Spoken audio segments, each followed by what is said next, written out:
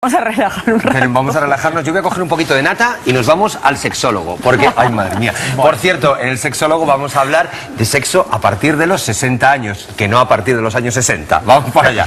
Venga, ¿quieres? No, para ti. Está riquísimo. Riquísimo. No, comer. Hola, Silverio.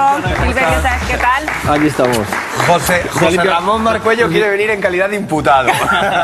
¿Se limpia la nata, Jesús? ¿Qué tal, Silverio? ¿Se limpia la nata? Sí, me limpio la nata. Ya está. Bueno, Silverio, que vamos a hablar de eso, de sexo a partir de los 60, porque hay y mucho, ¿verdad? Sí, además, fíjate, habéis puesto dos ejemplos fenomenales de la mujer de 115 y la otra de 106. Sí. Y la media de edad de Japón, 86, ¿eh? Increíble. Increíble. O sea, que tenemos que hablar de ello. Muy bien, o sea que mientras hay vida, yo estoy con hay esperanza. ¿Qué pasa, Susana? Pero de cualquier modo que los aragoneses tienen muchísimas dudas a este respecto y nos van a hacer sus planteamientos. Vamos a escucharles. ¿Disfrutan las personas mayores del sexo? ¿Existe algún problema? Bueno, claro que disfrutan. Además, fíjate, Jesús, yo creo que tenemos que hacer una autocrítica porque hasta ahora hemos hablado de personas mayores así con una alegría increíble. Y claro, si a partir de 60 consideramos mayor y la esperanza de vida está en los 80 y tantos, estamos hablando de 20 y tantos años. Es decir, pues curiosamente cuando hablamos de la infancia, cuando hablamos de la adolescencia, hacemos intervalos de 2-3 años. Y lo que pasa en un intervalo no tiene nada que ver con el siguiente. Nos escudriñamos los sesos para entender los pormenores y los matices evolutivos de cada etapa.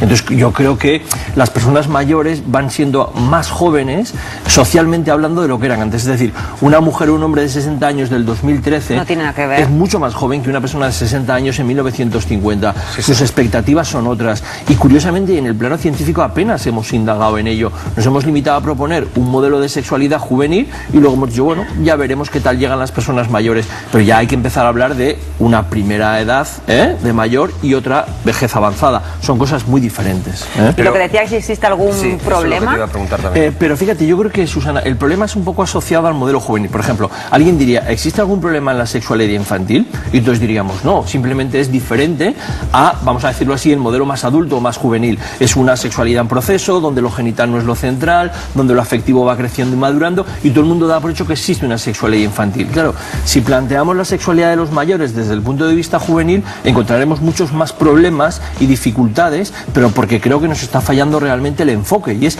empezar a ver qué es la sexualidad de los mayores y qué les interesa. Ahora, ¿hablamos de posibles dificultades fisiológicas? Hablamos de ellas, pero hablemos en la misma medida también de posibilidades y capacidades. Lo que pasa que, Silverio, este discurso que tú estás diciendo probablemente es muy bonito y fantástico e ideal, pero a veces no sé si está lo suficientemente metido en la cabecita de la gente. Claro. Te lo digo porque muchas veces hablas con gente mayor y te habla de la juventud como un paraíso perdido, ¿no? Claro. Y te habla con una nostalgia que si yo tuviera 20 años. Ay, si yo tuviera 20 años y te pillara. Sí, pero Jesús, en muchos planos vitales, porque yo creo que vivimos una sociedad en la que lo juvenil está sobrevalorado. Pero es mucho de boquilla también, ¿no? Claro. No, pero fíjate, las personas mayores van siendo también distintas, porque, por ejemplo, las mujeres en el pasado se consideraba que la sexualidad no era un tema muy, vamos a decirlo así, permitido, tenía que estar asociado al afecto, a la reproducción. Cuando la reproducción desaparece, sus capacidades desaparecen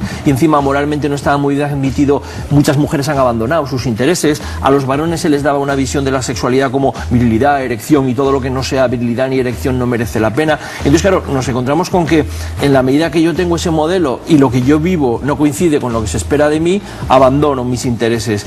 Si me hubieran contado las cosas de otra manera, a lo mejor mi autoestima sería muy distinta. Por ejemplo, el modelo de belleza corporal.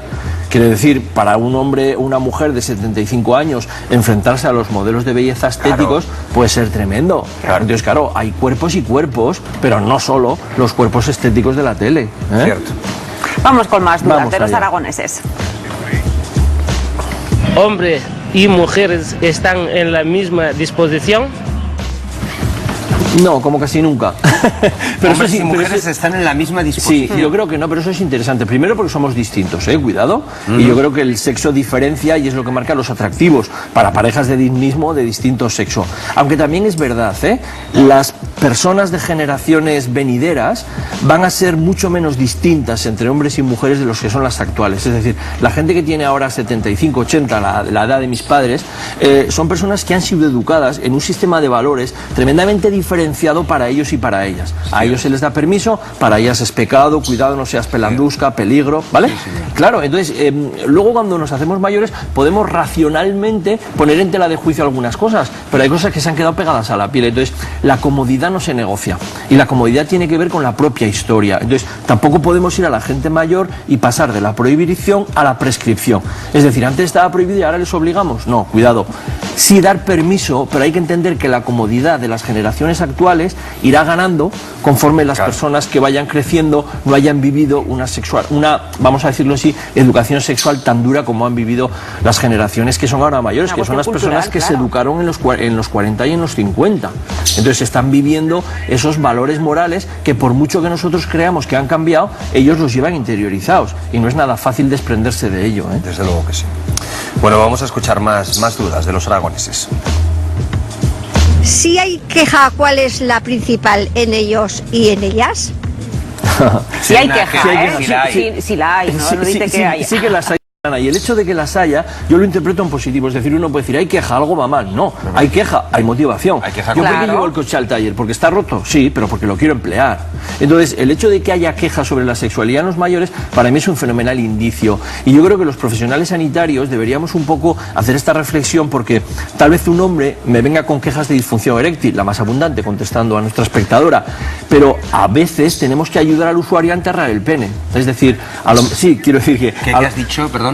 Sí, hay vida más allá de enterrar una parte del cuerpo porque me queda cuerpo, me explico. Si yo, por ejemplo, como médico, un médico da unos medicamentos para facilitar la erección que interfieren un efecto que están haciendo otras medicaciones, no me puedo cargar la salud del paciente. No, por supuesto. Pero la pregunta es, dado que no puedo utilizar ningún tipo de ayuda para la erección, ¿puedo asesorar a esa persona para que su sexualidad fluya o disfrute más allá de la erección? Y eso es lo que tiene que hacer un sanitario. Es decir, dado que no puedo darte una solución en lo genital, pero la sexualidad es mucho más que eso, vamos a hacer de la necesidad virtud.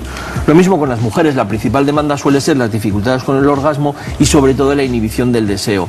Pero una mujer que te consulta porque tiene inhibición del deseo, ¿qué te está diciendo? Que quiere tener. Entonces hay que agarrarse a eso. Muy bien. O sea, es una cuestión de conocernos, ¿no? Y de ir evolucionando con el paso de los años, y plantear unos modelos distintos. Y asumirlo. Sí, y luego de entender que los vínculos afectivamente se consolidan con el contacto corporal. Y a lo mejor mis genitales no están al nivel de los 20 años, pero mi cuerpo está ahí, mi sensibilidad está ahí y mi necesidad de afecto está ahí. Las personas que dejan de tocarse hacen que su vínculo afectivo se deteriore, y a la inversa, las personas que se quieren, en la medida que se tocan, ese vínculo afectivo se consolida. Es una cuestión de apego que está muy estudiado en la infancia, pero muy poco estudiado en las personas mayores. Y al fin y al cabo, ¿por qué habrían de ser las personas mayores diferentes a las personas en etapas anteriores? Muy bonito. Qué maravilla escucharte, Silverio, sí, señor. Pues muchísimas gracias. Sí, para tener un poco una sexualidad. Los adultos de hoy somos los mayores del mañana. Aunque solo sea por egoísmo, deberíamos preparar el terreno. Ojalá que todos lleguemos. Ojalá, Silverio. Gracias. Que nos veamos. Muchísimas gracias. Hasta pronto. Muchas gracias. Qué bonito. ¿Sí? Bueno, nos está esperando ya...